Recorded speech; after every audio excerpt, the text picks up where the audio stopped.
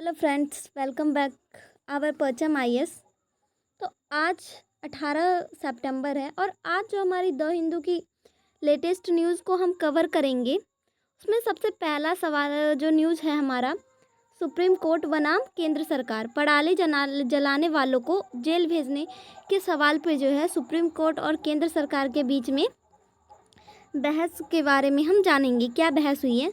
इसके बाद हम देखेंगे भारत और ईयू के रिश्ते में रणनीतिक सहयोग का अपग्रेड, यानी कि भारत और जो ईयू जो है यूरोपीय संघ, उसके बीच में जो उनका जो रिश्ता है, जैसे कि रिश्ते तो बहुत पुराने से हमें चले जा रहे हैं, रणनीतिक सहयोग के मामले में जो है उसमें कुछ अपग्रेड आए हैं, तो उसके बारे में हम जानेंगे। उसके बाद भारत और वेनेजुएला सहयोग, जिसमें जो है पायलट परियोजना की ओर एक कदम बढ़ाया गया है, तो ये परियोजना क्या है उसके बारे में हम देखेंगे। तो चलिए हम स्टार्ट करते हैं अपनी फर्स्ट न्यूज़ से। Supreme Court proposes jail for stubble burns not flexible says centre जो। तो चलिए हम देखते हैं। अब इसमें चर्चा का जो मेन विषय है वो क्या है, सुप्रीम कोर्ट बनाम केंद्र सरकार, पराली जलाने वाले को जेल भेजने का सवाल। अब जैसा कि हम सब जानते हैं कि हर साल हम अक्टूबर से नवंबर के बीच में, जैसे कि धान की खेती होती है, तो धान की खेती के बाद जो उसके जो पुआल बचते हैं वो उत्तर भारत के कई राज्यों में जला दिए जाते हैं, जिससे जो है प्रदूषण एक गंभीर समस्या के रूप में हमें देखने को मिलती है। अब प्रदूषण का कारण जो है यहाँ पे पराली, क्योंकि बहुत बड़े मात्रा में खेती की जाती है तो बहुत अधिकांश लोगों के द्वारा ये जला दिया जाता है।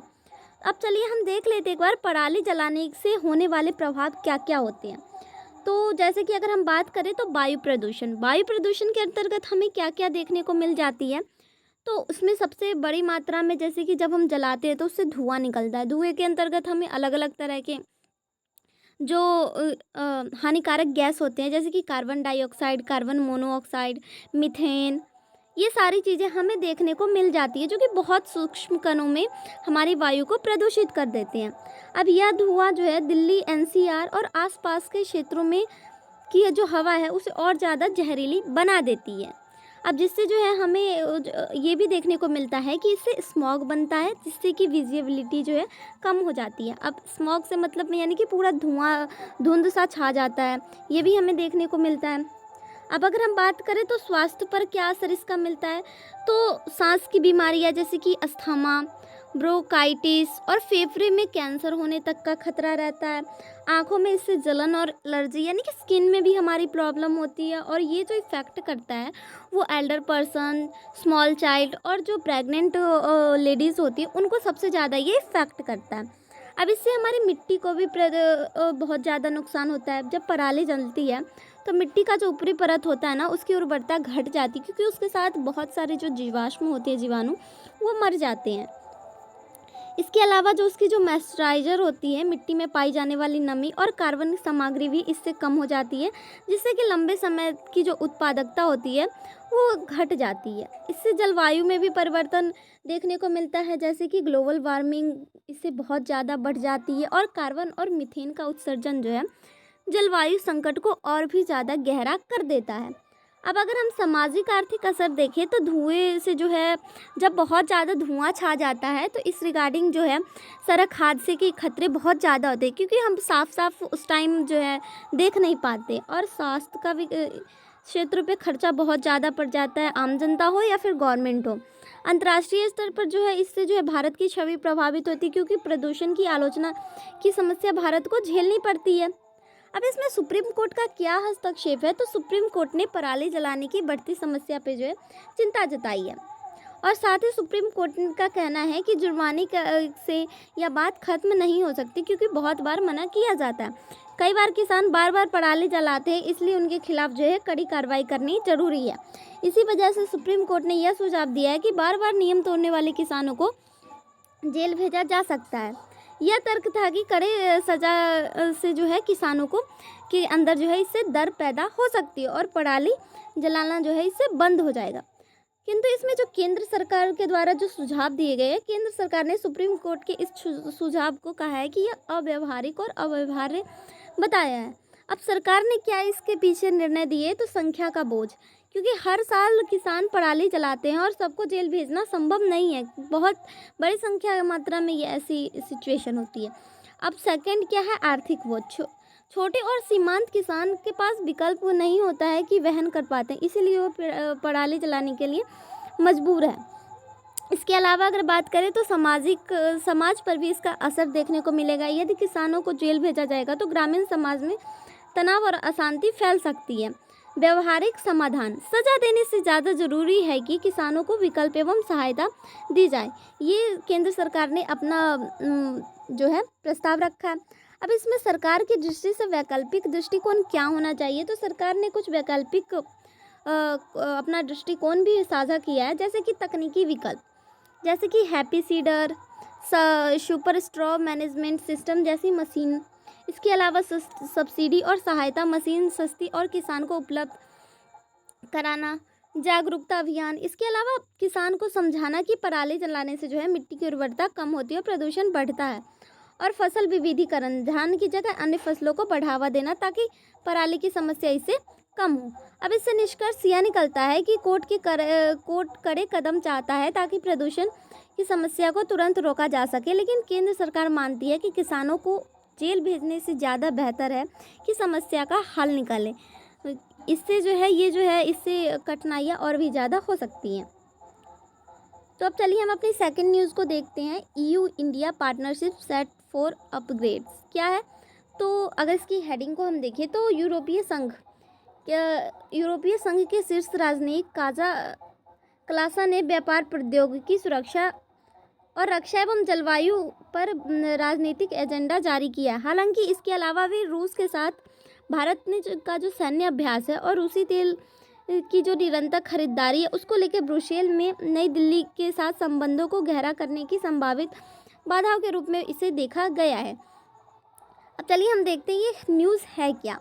तो यूरोपीय संघ और भारत के जो रिश्ते हैं वो बहुत दशक पुराने हैं, क्योंकि दोनों लोकतांत्रिक मूल्यों और मानवाधिकार एवं वैश्विक शांति जैसे मुद्दों पर समान दृष्टिकोण रखते हैं। अब यह साझेदारी मजबूत करने की दिशा में बढ़ रही है। भारत यूरोपीय संघ एवं भारत का जो संबंध है उसके नए अध्याय की तो शुरुआत हो रही है, लेकिन इसके साथ जो है रूस के साथ की जो नज़दीकी है उस पर भी चिंता जताई जा रही है। अब इसके पीछे का रीज़न ये है कि रूस और यूक्रेन के बीच का जो युद्ध है उसमें वो और भारत का जो है रूस के साथ नज़दीकी है, जैसे कि ऊर्जा, व्यापार के क्षेत्र वगैरह में। तो अब हम बात करते हैं, तो यूरोपीय संघ ने भारत के साथ अपनी रणनीतिक साझेदारी को अपग्रेड करने के लिए योजना जो है पेश की है, जैसे कि दोनों पक्ष में व्यापार, निवेश, हरित ऊर्जा, सुरक्षा और प्रौद्योगिकी जैसे क्षेत्रों में सहयोग बढ़ाना चाहते हैं। लेकिन साथ ही EU ने यह भी चेतावनी दी है कि भारत ने रूस के साथ सैन्य अभ्यास और रूसी तेल की खरीदारी भी की है, जिसपे जो है ब्रुसेल जो EU का मुख्यालय है वहाँ पे और नई दिल्ली के बीच के रिश्तों के बीच में जो ये है एक जोखिम तनाव पैदा कर सकता है। EU का मानना है कि रूस यूक्रेन युद्ध के समय रूस से भारत की नज़दीकी रणनीतिक संबंधों में को जो है और भी ज़्यादा जटिल बना सकती है। फिर भी यूरोपीय संघ ये कहता है कि भारत और EU मिलकर वैश्विक स्तर पर जलवायु परिवर्तन, आपूर्ति श्रृंखला और अंतर्राष्ट्रीय सुरक्षा जैसे मुद्दों पर साझा नेतृत्व कर सकते हैं। अब साझेदारी की पृष्ठभूमि को थोड़ा अगर हम देखें तो थोड़ा इसके हिस्ट्री में जाने की कोशिश करते हैं। तो जैसे कि 1994 में सहयोग का समझौता ये पहली बार हुआ था जब भारत और यूरोपीय संघ के बीच में औपचारिक सहयोग समझौता हुआ था, जिसका मकसद ये था कि आपसी व्यापार, निवेश और राजनीतिक संवाद को इससे मजबूत किया जाना चाहिए। उसके बाद अगर हम बात करें तो नियमित 2000 में इसका शिखर सम्मेलन हुआ, जिसमें जो है लिप्सन शिखर सम्मेलन से इसकी शुरुआत हुई। भारत और EU हर साल समिति करेंगे, मतलब मीटिंग में होगी उनके बीच में वार्ता। इसे राजनीतिक और रणनीतिक संवाद का भी इससे जो है दायरा बढ़ा। अब 2004 में फिर से ये देखने को मिला, जिसमें जो है स्ट्रेटजिक पार्टनरशिप का मौका मिला। इसमें भारत को EU की रणनीतिक साझेदारी घोषित किया गया, यानी कि भारत जो है EU के अंतर्गत रणनीतिक साझेदार भी है। दोनों ने सुरक्षा, विज्ञान, तकनीकी, शिक्षा और आतंकवादी विरोधी सहयोग का काम भी शुरू किया। अब 2016 की बात करें तो EU इंडिया एजेंडा इसमें भारत और ईयू ने एजेंडा फॉर एक्शन 2020 को अपनाया, जिसमें जो है ऊर्जा, व्यापार, जलवायु, विज्ञान, शिक्षा और सुरक्षा जैसे प्रावधानों में जो है ये प्राथमिकता दी गई।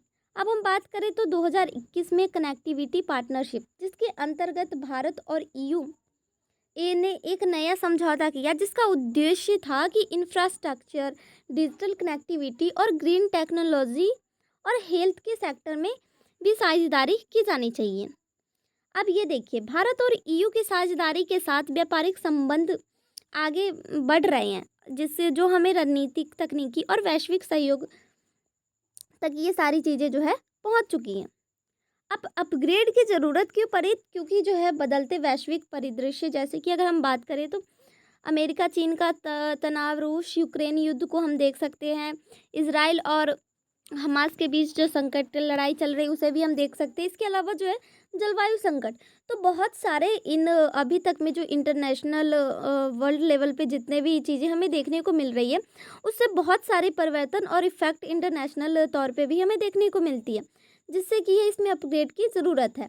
और भारत और ईयू दोनों को नई तकनीक, हरित क्रांति और सुरक्षित सप्लाई चेन की आवश्यकता है। इसके अलावा अगर बात करें तो इंडो पैसिफिक क्षेत्र में ईयू अपनी मौजूदगी बढ़ाना चाहता है और भारत इसमें एक मजबूत साझेदार हो सकता है। अब संभावित नए क्षेत्र की अगर हम बात करें तो व्यापार और निवेश, भारत और ईयू के बीच जो है एफटीए, फ्री ट्रेड एग्रीमेंट पर भी बातचीत की गई। इसके अलावा अपग्रेड को निर्यात एवं विदेशी निवेश भी बढ़ाना।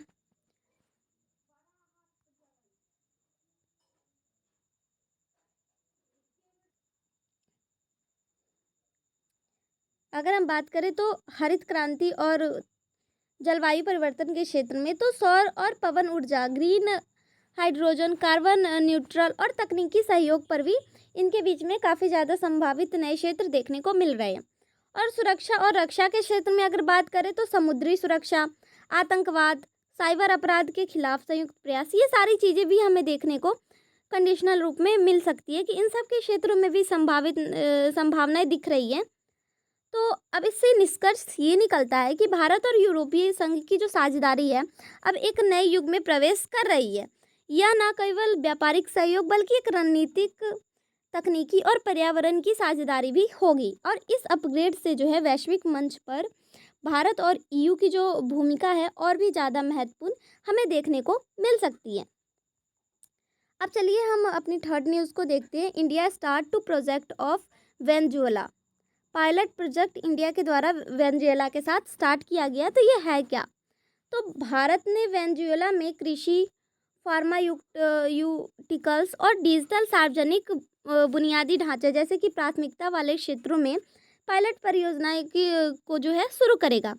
अब नई दिल्ली के अधिकारियों ने वेनेजुएला के सूचना, संचार और प्रौद्योगिकी के विकास के जो उप मंत्री है राउल हर्नांडेज को बताया है कि वे 4 दिवसीय यात्रा पर भारत आए थे।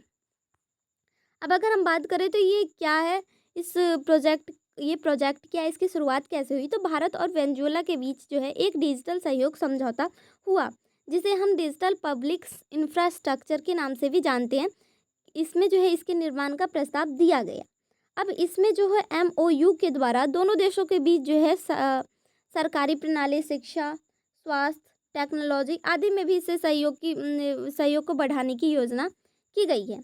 अब हम ONGC विदेश सहित बहुत सारी भारतीय कंपनियां जो है वेनेजुएला में तेल प्रोजेक्ट्स में काम कर रही है या फिर काम करने की योजना है, कुछ कर भी रही है और कुछ करना भी चाहती है। उत्पादन बढ़ाने और निवेश को पूरी तरह से लागू करने के लिए आवश्यक अनुमति की लेने की भी कुछ कंपनियां जो हैं कोशिश कर रही है।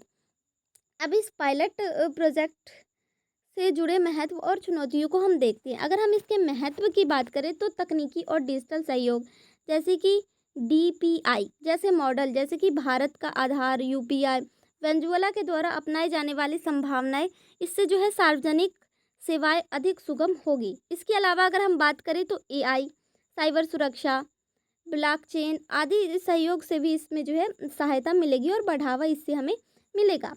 अब तेल और ऊर्जा के निवेश के क्षेत्र में अगर हम बात करें तो वेनेजुएला में भारी मात्रा में तेल का जो है उत्पादन सक्षम है, जो कि भारत का इस क्षेत्र में निवेश दोनों देशों के लिए लाभदायक है हो सकता है।